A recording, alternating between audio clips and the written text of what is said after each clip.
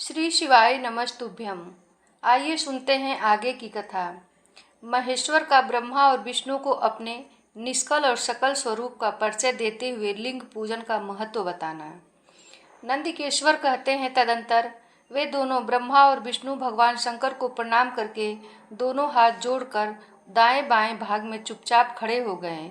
फिर उन्होंने वहां साक्षात प्रकट पूजनीय महादेव जी को श्रेष्ठ आसन पर स्थापित करके पवित्र पुरुष वस्तुओं द्वारा उनका पूजन किया। दीर्घ काल तक अविकृत भाव से सुस्थिर रहने वाली वस्तुओं को पुरुष वस्तु कहते हैं और अल्पकाल तक ही टिकने वाली क्षणभंगुर वस्तुएं प्राकृत वस्तुएं कहलाती हैं। इस तरह वस्तु के ये दो भेद जानने चाहिए।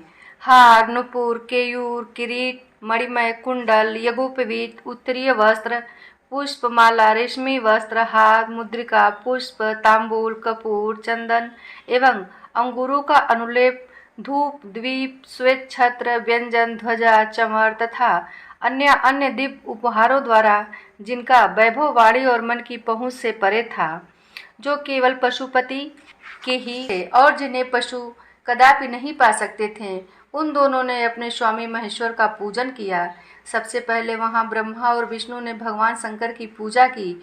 इससे प्रसन्न हो भक्ति पूर्वक भगवान शिव ने वहां नम्र भाव से खड़े हुए उन दोनों देवताओं से मुस्कुराकर कहा, महेश्वर बोले, पुत्रों, आज का दिन एक महान दिन है। इसमें तुम्हारे द्वारा जो आज मेरी पूजा हुई है, इससे मैं तुम लोगों पर बहुत प्रसन्न हूँ।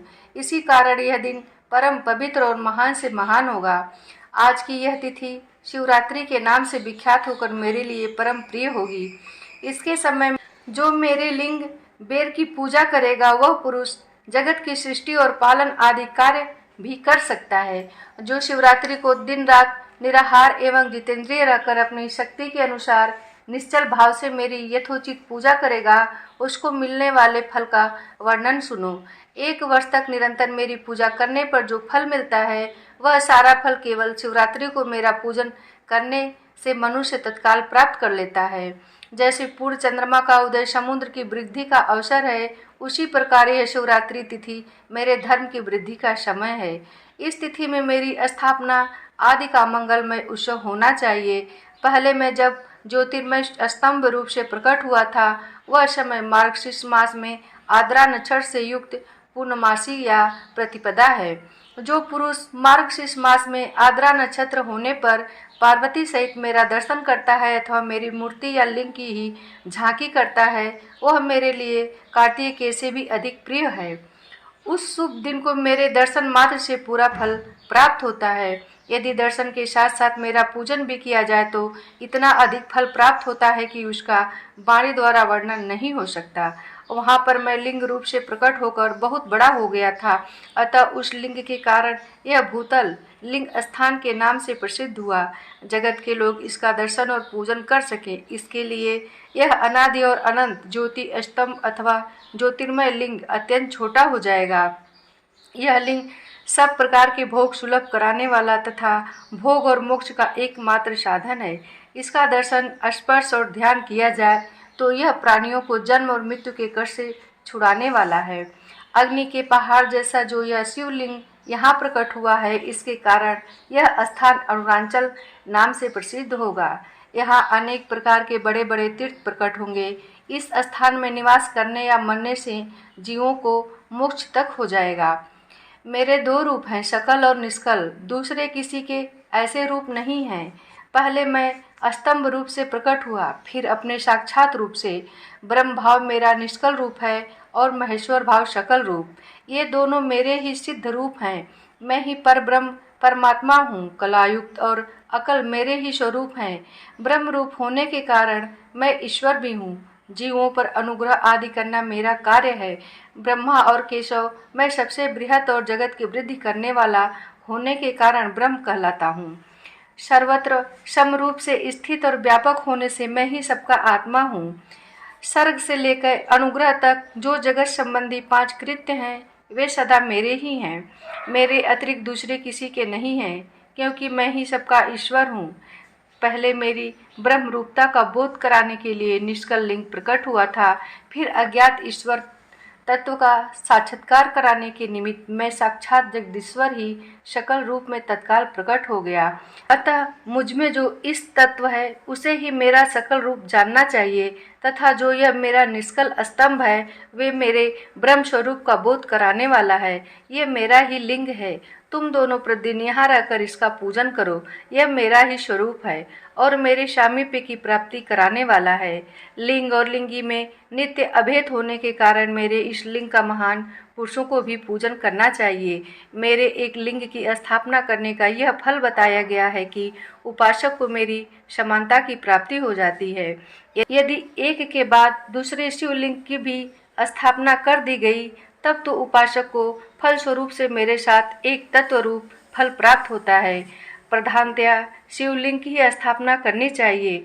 मूर्ति की स्थापना उसकी अपेक्षा गौण कर्म है। शिवलिंग के अभाव में सब ओर से सवेर होने पर भी वह स्थान क्षेत्र नहीं कहलाता। ब्रह्मा और विष्णु ने पूछा, प्रभु सृष्टि आदि 5 कृत्यों के लक्षण क्या है, यह हम दोनों को बताइए। भगवान शिव बोले, मेरे कर्तव्य को समझना अत्यंत गहन है, तथापि कृपा पूर्वक तुम्हें उनके विषय में बता रहा हूँ।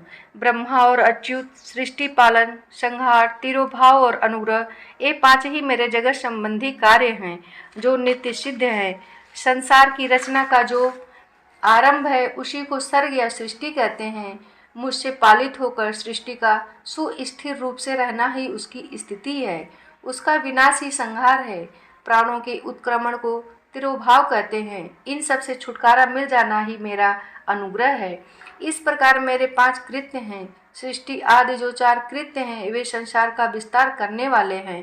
5वां कृत्य अनुग्रह मोक्ष का हेतु है। वह सदा मुझ में ही अचल भाव से स्थिर रहता है।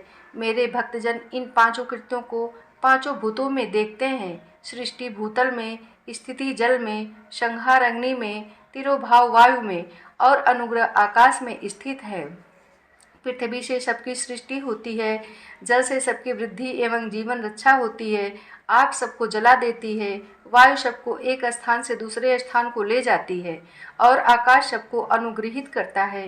विद्वान पुरुषों को यह विषय इसी रूप में जानना चाहिए। इन 5 कृत्यों का भार वहन करने के लिए मेरे 5 मुख हैं। 4 दिशाओं में 4 मुख हैं और इनके बीच में 5वां मुख है।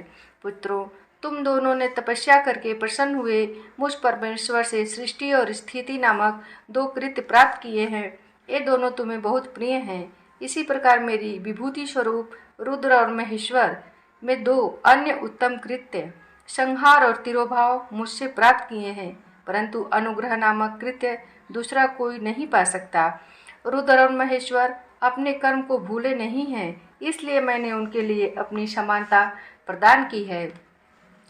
वे रूप, वेश, कृत्य, वाहन, आसन और आयुध आदि में मेरे समान ही हैं। मैंने पूर्व काल में अपने स्वरूप भूत मंत्र का उपदेश किया है जो ओमकार के रूप में प्रसिद्ध है। वह महामंगलकारी मंत्र है। सबसे पहले मेरे मुख से ओमकार ओम प्रकट हुआ है जो मेरे स्वरूप का बोध कराने वाला है। ओमकार वाचक है और मैं वाच्य हूँ। यह मंत्र मेरा स्वरूप ही है।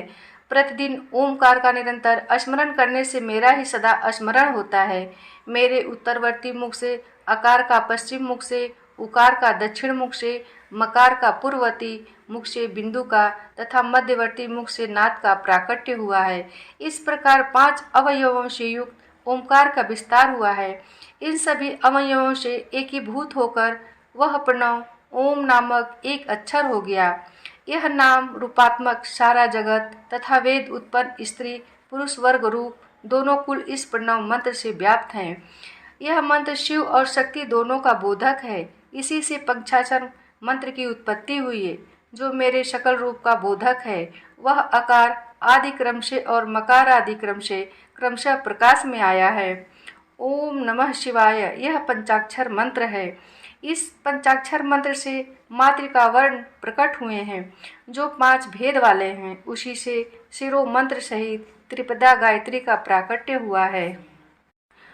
उस गायत्री से संपूर्ण वेद प्रकट हुए हैं और उन वेदों से करोड़ों मंत्र निकले हैं। उन मंत्रों से भिन्न भिन्न कार्यों की सिद्धि होती है, परंतु इस प्रणव एवं पंचाक्षर से संपूर्ण मनोर्थों की सिद्धि होती है। इस मंत्र समुदाय से भोग और मोक्ष दोनों सिद्ध होते हैं। मेरे सकल स्वरूप से संबंध रखने वाले सभी मंत्रराज साक्षात भोग प्रदान करने वाले और शुभ कारक हैं। नंदकेश्वर कहते हैं, तदंतर जगदम्बा पार्वती के साथ बैठे हुए गुरुवर महादेव जी ने उत्तराभिमुख बैठे हुए ब्रह्मा और विष्णु को पर्दा करने वाले वस्त्र से आच्छादित करके उनके मस्तक पर अपना कर कमल रखकर धीरे धीरे उच्चारण करके उन्हें उत्तम मंत्र का उपदेश किया। मंत्र तंत्र में बताई हुई विधि के पालन पूर्वक 3 बार मंत्र का उच्चारण करके भगवान शिव ने उन दोनों शिष्यों को मंत्र की दीक्षा दी। फिर उन शिष्यों ने गुरु दक्षिणा के रूप में अपने आप को ही समर्पित कर दिया और दोनों हाथ जोड़कर उनके समीप खड़े हो उन देवेश्वर जगत गुरु का स्तवन किया। ब्रह्मा और विष्णु बोले, प्रभु आप निष्कल रूप हैं, आपको नमस्कार है। आप निष्कल तेज से प्रकाशित होते हैं, आपको नमस्कार है। आप सबके स्वामी हैं, आपको नमस्कार है। आप सर्वात्मा को नमस्कार है, अथवा सकल स्वरूप आप महेश्वर को नमस्कार है। आप प्रणव के वाच्यार्थ हैं, आपको नमस्कार है। आप प्रणव लिंग वाले हैं, आपको नमस्कार है। सृष्टि पालन संहार तिरोभाव और अनुग्रह करने वाले आपको नमस्कार है। आपके 5 मुख हैं, आपको नमस्कार है। पंच ब्रह्म स्वरूप आप कृत्य वाले आपको नमस्कार है। आप सबके आत्मा हैं, ब्रह्म हैं। आपके गुण और शक्तियाँ अनंत हैं, आपको नमस्कार है। आपके सकल और निष्कल 2 रूप हैं। आप सद्गुरु एवं शंभु हैं, आपको नमस्कार है। इन पदों द्वारा अपने गुरु महेश्वर की स्तुति करके ब्रह्मा और विष्णु ने उनके चरणों में प्रणाम किया। महेश्वर बोले, आर्द्रा नक्षत्र से युक्त चतुर्दशी को प्रणव का जप किया जाए तो यह अच्छे फल देने वाला होता है। सूर्य की संक्रांति से युक्त महा आर्द्रा नक्षत्र में एक बार किया हुआ प्रणव जब कोटि गुने जप का फल देता है। मृगशिरा नक्षत्र का अंतिम भाग तथा पुनर्वसु का आदि भाग पूजा, होम और तर्पण आदि के लिए सदा आर्द्रा के समान ही होता है, यह जानना चाहिए। मेरा या मेरे लिंग का दर्शन प्रभात काल में ही प्रातः और संगम काल में करना चाहिए। मेरे दर्शन पूजन के लिए चतुर्दशी तिथि निशित व्यापनी अथवा प्रदोष व्यापनी लेनी चाहिए, क्योंकि परिवर्तनी तिथि से संयुक्त चतुर्दशी की ही प्रशंसा की जाती है। पूजा करने वालों के लिए मेरी मूर्ति तथा लिंग दोनों समान है। फिर भी मूर्ति की अपेक्षा लिंग का स्थान ऊंचा है, इसलिए मुमुक्षु पुरुषों को चाहिए कि वे वेद से भी श्रेष्ठ समझकर लिंग का ही पूजन करें। लिंग का ओमकार मंत्र से और वेद का पंचाक्षर मंत्र से पूजन करना चाहिए। शिवलिंग की स्वयं ही स्थापना करके अथवा दूसरों से भी स्थापना करवाकर उत्तम द्रव्यमय उपचारों से पूजा करनी चाहिए। इससे मेरा पद सुलभ हो जाता है। इस प्रकार उन दोनों शिष्यों को उपदेश देकर भगवान शिव वहीं अंतर्ध्यान हो गए। दोस्तों, आज की कथा कैसी लगी? अगर कथा पसंद आई हो तो एक लाइक अवश्य करें। चैनल पे नए हो तो सब्सक्राइब जरूर करें। धन्यवाद।